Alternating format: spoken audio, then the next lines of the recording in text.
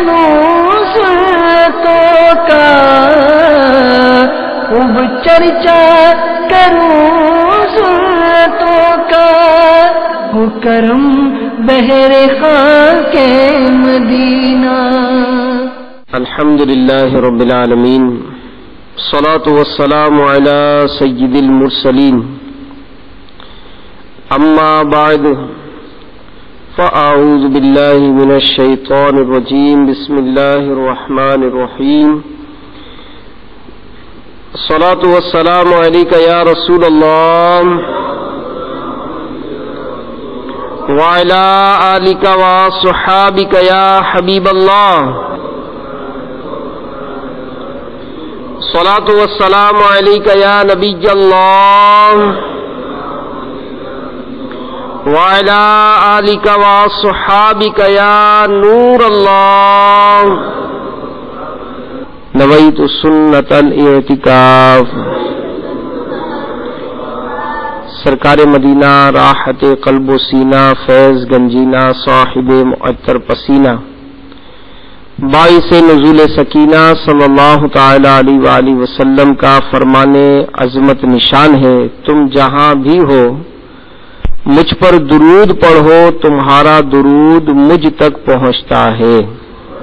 صلو علی الحبیب صلی اللہ تعالی علی محمد وعلی آلہ وصحبہ وبارک وسلم. میٹھے میٹھے اسلام بھائیوں اور مدنی چینل کے ناظرین، افریقہ کی ریاست موزمبیق کے شہر مپوتو فیضان مدینہ میں دعوت اسلامی کے ہفتہ وار سنت و بھرے اجتماع کا سلسلہ ہے.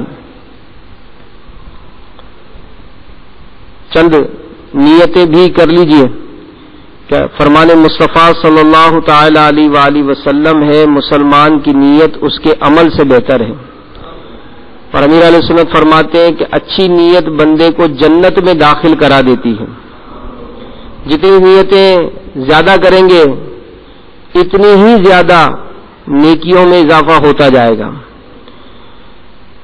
تو سب سے پہلے تو یہی نیت کر لیں کہ اللہ کی رضا پانے کے لیے اور ثواب پانے کی غرض سے اچھی اچھی نیتیں کرتا ہوں. درس کی تعظیم کی نیت سے جتنا ہو سکے قبلہ رخ ہو کر دو زانوں بیٹھ کر بیان سنوں گا. دل میں ارادہ ظاہر کر کے ہو سکے تو آواز سے بھی نیت کا اظہار کر لیں. توجہ سے کان لگا کر بیان سنوں گا انشاءاللہ. اول تا آخر شرکت کروں گا کہ ادھر ادھر دیکھتے ہوئے زمین پر انگلی سے کھیلتے ہوئے لباس بدن یا بالوں وغیرہ کو سہلاتے ہوئے یا ادھورا بیان سن کر چل پڑنے سے بیان کی برکتیں زائل ہونے کا اندیشہ ہے. ٹیک لگا کر بھی سننا جو ہے یہ علماء منع فرماتے ہیں. لہذا ٹیک لگائے بغیر انتہائی توجہ کے ساتھ بیان سنوں گا. اگر کسی کا دھکا لگ گیا تو اس سے الجھوں گا نہیں بلکہ اللہ کی رضا کے لیے اسے معاف کر دوں گا. اور یہ بھی نیت کر لیں کہ انشاءاللہ بیان اجتماع کے اختتام پر آگے بڑھ کر مسلمانوں سے سلام و مصافحہ کروں گا. اور مسکرا کر ملنا یہ سنت ہے تو انشاءاللہ مسکرا کر ملوں گا اور اس سنت پر عمل کرنے کا ثواب بھی پاؤں گا. شیخ طریقت امیر اہل سنت بانی دعوت اسلامی حضرت علامہ مولانا ابو بلال محمد الیاس ستار قادری رضوی دامت برکاتہم عالیہ کا ایک بڑا ایمان افروز بیان ہے جس کا نام ہے 4 سنسنی خیز خواب. اس میں سے ایک حکایت عرض کرتا ہوں. اور یہ رسالہ جو ہے یہ دعوت اسلامی کے اشاعتی ادارے مکتبۃ المدینہ کی مطبوعہ بیانات عطاریہ میں یہ رسالہ موجود ہے. اور امیر اہل سنت کا ایک بڑا خوبصورت انداز ہے کہ بعض اوقات کسی اہم موضوع کو اگر سمجھانا مقصود ہوتا ہے تو کوئی واقعہ بیان کر کے حکایت بیان کر کے پھر اس پر جب مدنی پھول ارشاد فرماتے ہیں تو بات بہت آسانی سے سمجھ میں آ جاتی ہے. آپ فرماتے ہیں کہ ایک شخص نے خواب دیکھا کہ وہ کسی جنگل میں چلا جا رہا ہے. اتنے میں پیچھے آہٹ محسوس ہوئی. مڑ کر دیکھا تو ایک خوفناک شیر اس کے تعاقب میں چلا آ رہا ہے. وہ گھبرا کر بھاگ کھڑا ہوا. شیر بھی پیچھے پیچھے دوڑا. اتنے میں ایک گہرا گڑھا یہ آڑے آ گیا.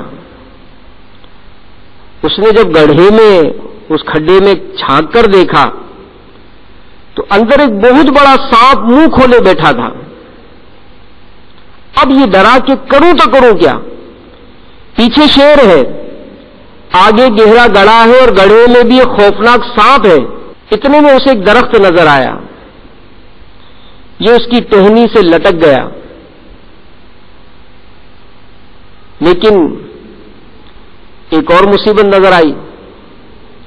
وہ یہ کہ ایک سفید اور ایک سیاہ چوہا یعنی کالا چوہا, یہ دونوں مل کر اس ٹہنی کو کتر رہے تھے. اب یہ بہت گھبرایا کہ عنقریب یہ ٹہنی جو ہے یہ تو کتر کے کاٹ دیں گے, اور جب ٹہنی کٹے گی میں نیچے گروں گا, وہ شیر نیچے ہے, وہ مجھے چیر پھاڑا جائے گا, اور کھڈے میں اگر گروں گا تو سانپ نکل جائے گا. اب اسی تردد میں تھا, اسی سوچ و بچار میں تھا کہ اس کی نظر شہد کے ایک چھتے پر پڑی جو ٹہنی پر ہی تھا. وہ شہد پینے میں مشغول ہو گیا. شہد کی لذت میں کچھ ایسا گم ہوا کہ نہ شیر کا خوف رہا, نہ ہی دونوں چوہوں کا ڈر رہا. شہد پینے میں اور اس کی لذت میں گم, اچانک ٹہنی جڑ سے کٹی, یہ دھڑام سے نیچے گرا اور شیر اس پر جھپٹا. اس نے چیر پھاڑ کر گڑھے میں گرا دیا. سانپ نے اس کو نگل لیا. اچانک اس کی آنکھ کھل گئی. وہ ہے عیش و عشرت کا کوئی محل بھی, جہاں طاق میں ہر گھڑی ہو اجل بھی. بس اپنے اس جہل سے تو نکل بھی, یہ جینے کا انداز اپنا بدل بھی, کہ جگہ جی لگانے کی دنیا نہیں ہے, یہ عبرت کی جا ہے تماشا نہیں ہے. تو میٹھے میٹھے اسلامی بھائیوں, حقیقت میں دنیا کی رنگینیاں یہ خواب کی طرح ہیں, اور پھر اس کی رنگینیوں میں کھویا ہوا جو ہے در حقیقت وہ غفلت کی نیند سویا ہوا ہے. موت آنے پر وہ جاگ اٹھے گا. اور اس واقعے میں, اس خواب میں جو جنگل دکھایا گیا, امیر علیہ السلام فرماتے ہیں کہ اس سے مراد دنیا ہے, اور خوفناک شیر یہ موت ہے جو پیچھے لگی ہوئی ہے. گڑھا قبر ہے جو آگے ہے. سانپ برے اعمال ہیں جو قبر میں ڈسیں گے, اور دو سفید و سیاہ چوہے دن اور رات ہیں. وہ ٹہنی زندگی ہے جسے وہ کاٹ رہے ہیں, اور شہد کا چھتا دنیا کی فانی لذات ہیں جن میں مشغول ہو کر انسان شیر یعنی موت, گڑھا یعنی قبر, سانپ یعنی سزائے اعمال بد, اور سیاہ و سفید چوہوں یعنی دن رات کو بھول جاتا ہے. مگر وہ دونوں چوہے رات دن مل کر اس کی زندگی کی ٹہنی کو برابر کترتے رہتے ہیں, اور جو ہی اس کی مدت پوری ہو جاتی ہے بندہ موت کا شکار ہو جاتا ہے. تو جبھی کسی نے کہا کہ ایک دن مرنا ہے, آخر موت ہے,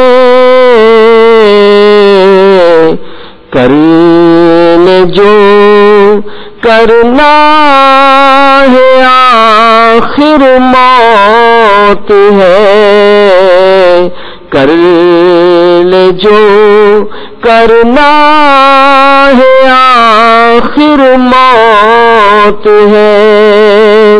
حسن ظاہر پہ اگر تو جائے گا عالم فانی سے دھوکا کھائے گا.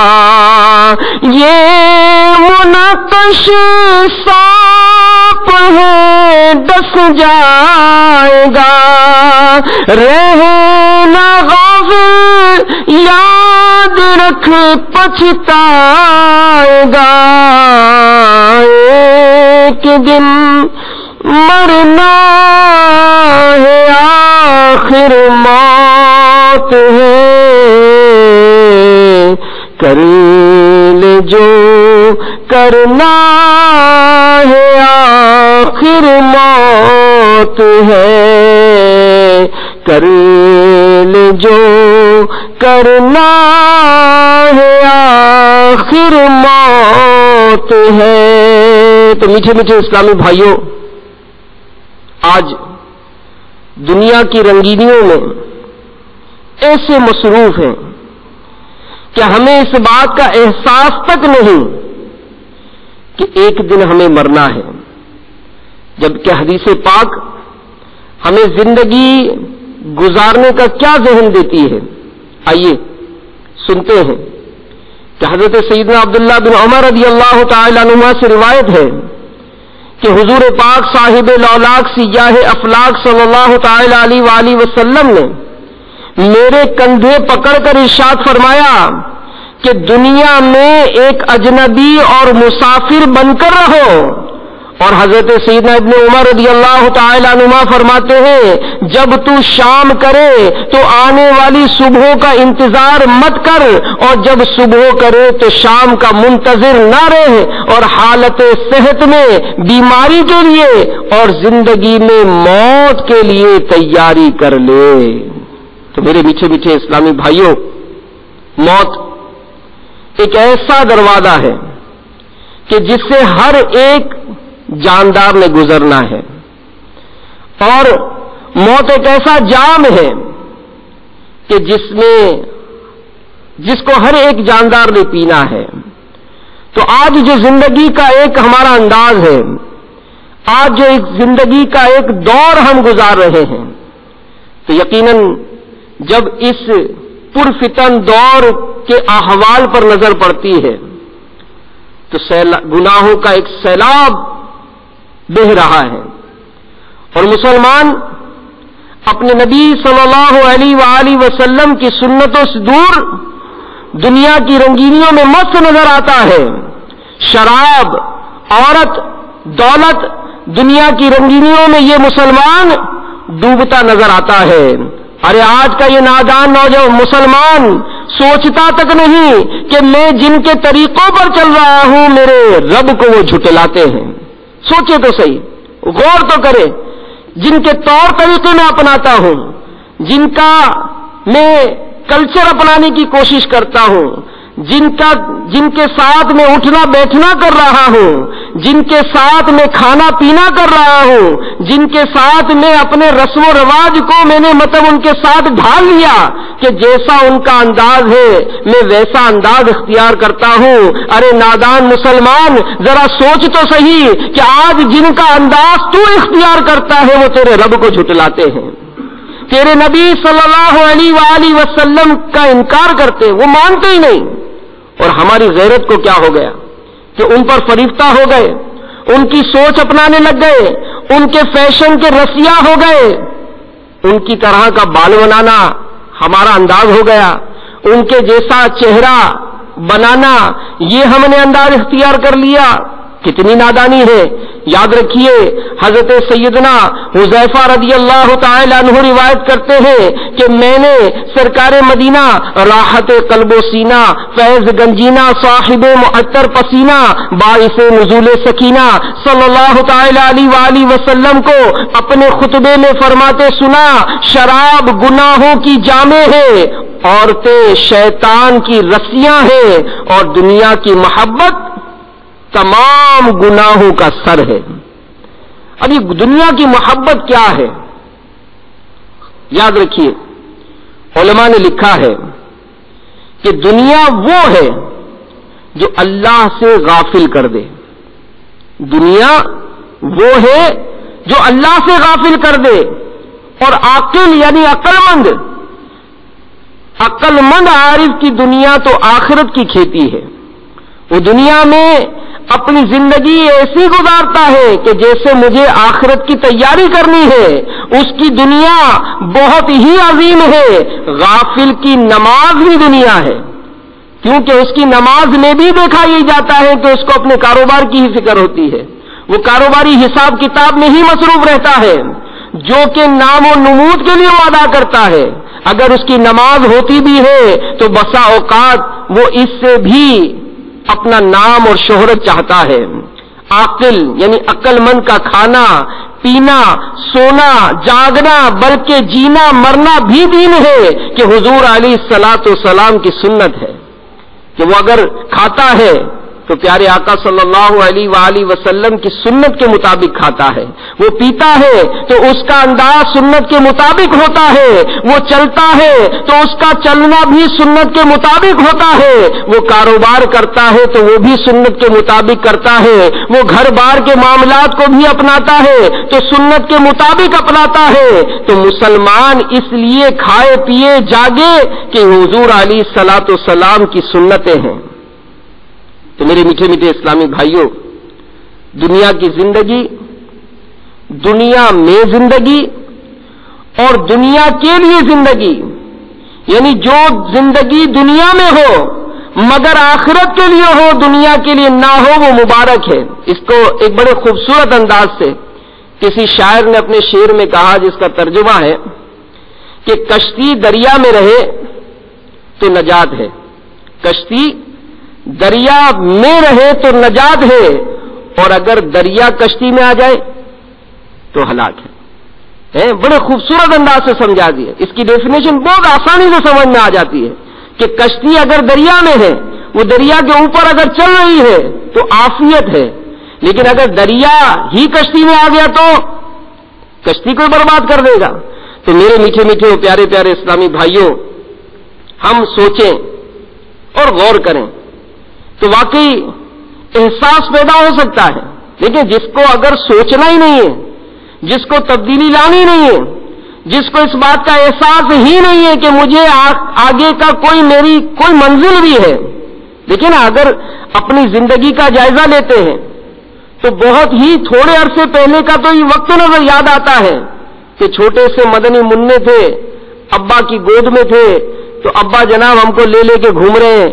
جناب تھوڑے سے بڑے ہوئے تو ہمارے مدرسے اسکول کی فکریں ہوئی، ہمیں داخل کرا دیا گیا. دیکھتے ہی دیکھتے ہم نے پہلی کلاس میں پہلی پوزیشن حاصل کی. تھوڑے دنوں کی پہلی تو بات یاد آتی ہے کہ گھر میں خوشیاں منائی گئی تھی کہ میرا بیٹا پہلا نمبر آیا ہے. اور وہ وقت بھی تو یاد کرے جب ہم نے پہلا روزہ رکھا تھا.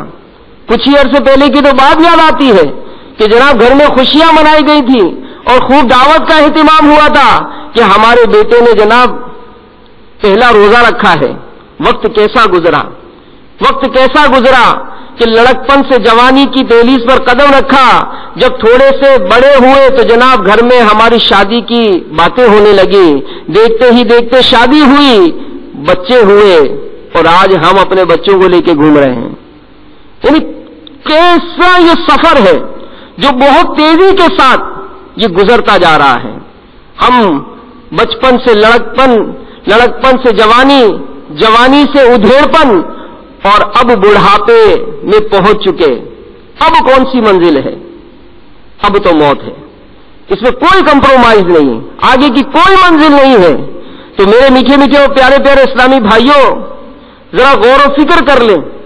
دنیا کے چاہے کسی ملک میں بھی رہتے ہو، کیسا ہی ہمارا انداز ہو، کیسا ہی کاروبار ہو، کیسے ہی لائف ہو، کیسا ہی بزنس ہو، کیسی ہی سوچ ہو، کیسی ہی تعلیم ہو، کیسے ہی معاملات ہو، ہم غور و فکر کر لیں اور سوچ لیں، تصور کریں، خیال کریں کہ کیا آج جو ہماری روٹین ہے، جو ہماری اپنی لائف ہے، کیا اس میں ہمیں نماز کا وقت ہے؟ جواب ملے گا نہیں ہے. تلاوت کا وقت ہے؟ جواب ملے گا نہیں ہے. درود شریف کے اتنے فضائل سنتے ہیں کیا دن بھر میں کوئی درود پاک پڑھنے کا معمول ہے؟ نہیں ہے. اتنا کماتے ہیں، اتنا وقت دیتے ہیں، پھر بھی بات کیا ہے؟ پورا نہیں ہوتا ہے. بلکہ یہاں تک کہتے سنائی دیتے ہیں کہ جناب کیا کریں، پہلے گھر میں ایک کماتا تھا، سب کھاتے تھے. آج ہمارے گھر میں پوزیشن یہ ہے کہ سب کماتے ہیں پھر بھی پورا نہیں ہوتا ہے. کیا بات ہے؟ کیوں ایسا ذہن بنا کر ہم رکھے ہوئے کہ جناب جب تک اپنی 7 پشتوں کا جمع نہیں کریں گے، جب تک ہمارے پاس اتنی دولت نہیں ہوگی، ایسا گھر نہیں ہوگا، ایسی گاڑی نہیں ہوگی، ایسا رہن سہن نہیں ہوگا، اتنا بینک بیلنس نہیں ہوگا، ہمارا معاشرے میں اسٹیٹس نہیں بنے گا. غلط ہے. قرآن پاک میں ایسی کئی آیات بیان کی گئیں، کئی ایسی روایات بیان کی گئیں، اور علماء نے صاف لفظوں میں کہا کہ ارے ذرا جانوروں، کیڑے مکوڑوں کو دیکھو کہ کوئی پیٹ کے بل چلتا ہے، کوئی پاؤں کے بل چلتا ہے. کسی نے اپنے کندھے پر اپنا رزق نہیں رکھا ہوتا ہے. پرندہ گھونسلے سے اڑتا ہے، اپنا رزق اس کے کندھے پر نہیں ہوتا ہے، وہ خالی پیٹ اپنے گھر سے نکلتا ہے، لیکن اپنے رب عز و جل پر اس کا کیسا توکل ہوتا ہے. وہ یہ جانتا ہے کہ میرا رب مجھے بھوکا اٹھاتا ضرور ہے، میرا رب مجھے بھوکا سلائے گا نہیں. کیسا توکل ہوتا ہے، کیسا ان کا انداز زندگی ہے.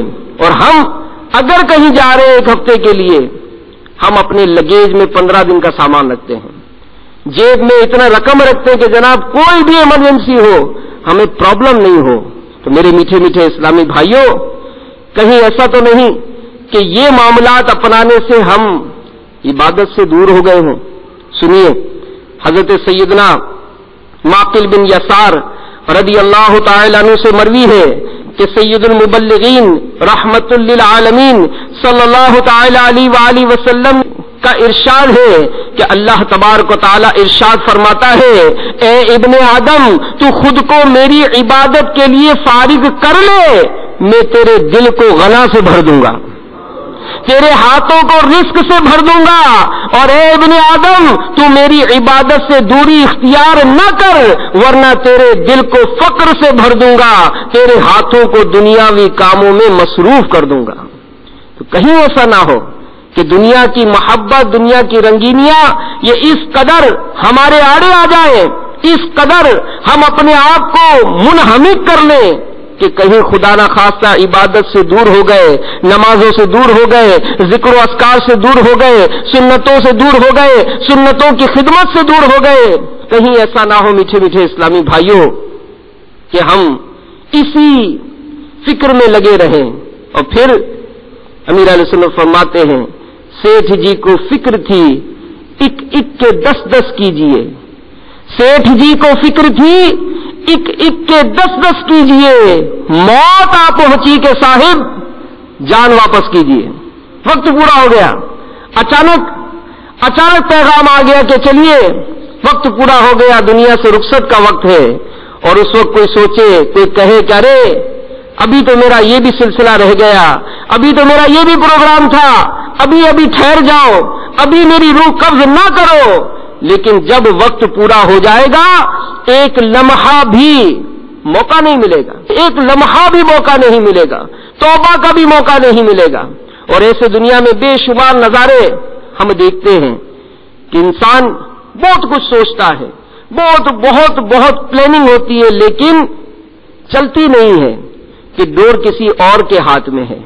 مدینہ الاولیاء ملتان کا ایک نوجوان دھن کمانے کی دھن میں اپنے وطن، شہر، خاندان وغیرہ سے دور کسی دوسرے ملک میں جا بسا، خوب مال کماتا اور گھر والوں کو بھجواتا. اس کے اور گھر والوں کے باہم مشورے سے عالی شان مکان یعنی کوٹھی بنانے کا طے پایا. یہ نوجوان سال تک رقم بھجواتا رہا، گھر والے مکان بنواتے اور اس کو سجاتے رہے، یہاں تک کہ اس کی تکمیل ہو گئی. یہ شخص جب وطن واپس آیا تو اس عالی شان مکان یعنی کوٹھی میں رہائش کے لیے تیاریاں عروج پر تھیں، مگر مقدر کہ اس مقام میں منتقل ہونے سے تقریباً 1 ہفتہ قبل ہی اس کا انتقال ہو گیا. وہ اپنے عالی شان مقام کی بجائے قبر میں منتقل ہو گیا. جہاں میں ہے عبرت کے ہر سو نمونے، مگر تجھ کو اندھا کیا رنگ و بو نے. کبھی غور سے بھی یہ دیکھا ہے تو نے، جو آباد تھے وہ مکان اب ہے سونے.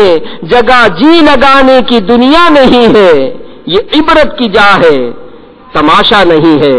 تو میٹھے میٹھے اسلامی بھائیوں، کب تک اس دنیا میں غفلت کے ساتھ زندگی گزارتے رہیں گے؟ یاد رکھیے، اس دنیا کو اچانک چھوڑ کر رخصت ہونا پڑے گا. لے لہاتے باغات، عمدہ عمدہ مکانات، اونچے اونچے محلات، مال و دولت، ہیرے جواہرات، سونی چاندی کے زیورات اور منصب و شہرت، دنیاوی تعلقات ہرگز کام نہ آئیں گے. نرم و نازک بدن کو نرم نرم گدوں سے اٹھا کر بغیر تکیے ہی کے قبر کے اندر فرش خاک پر ڈال دیا جائے گا. نرم بستر گھر پر ہی رہ جائیں گے، نرم بستر گھر پر ہی رہ جائیں گے، تم کو فرش خاک پر دفنائیں گے. میٹھے میٹھے اسلامی بھائیوں، موت کی یاد یہ ایک ایسا وظیفہ ہے، یہ ایک ایسا وظیفہ ہے کہ جو انسان کو زندگی کے اندر مدنی انقلاب برپا کرنے کے لیے تیار کر لیتی ہے. ایک اخباری خبر کے مطابق مرکز الاولیاء کی ایک 16 سالہ نوجوان لڑکی بیچاری دودھ گرم کر رہی تھی. اچانک دوپٹے کو آگ نے پکڑ لیا اور دیکھتے ہی دیکھتے جھلس کر لقمہ اجل بن گئی. باب المدینہ کراچی میں تو ایک ایسا عجیب و غریب واقعہ ہوا کہ اگر کبھی تصور میں لائیں نا، تصور لائیں، یقین مانے جھرجھری آ جاتی ہے. ایک عمارت کی 4تھی منزل پر ایک خاتون کسی سے بات کر رہی تھی. نیچے انہیں جانا تھا، لفٹ کا انہوں نے بٹن دبایا تاکہ لفٹ اوپر آئے اور یہ اس لفٹ میں جائیں گی. اب تصور کریں وہ بات کر رہی تھی کسی سے، اچانک لفٹ کا دروازہ کھلا اور یہ بات کرتے کرتے بغیر دیکھے وہ اس دروازے کے اندر داخل ہو گئی، لیکن لفٹ موجود نہیں تھی. 4تھی منزل سے وہ بیچاری نیچے گری اور اسی وقت اس کا انتقال ہو گیا. تو میرے میٹھے میٹھے اسلامی بھائیوں، واقعی یہ واقعات اور اس طرح کے دنیا میں کئی اور واقعات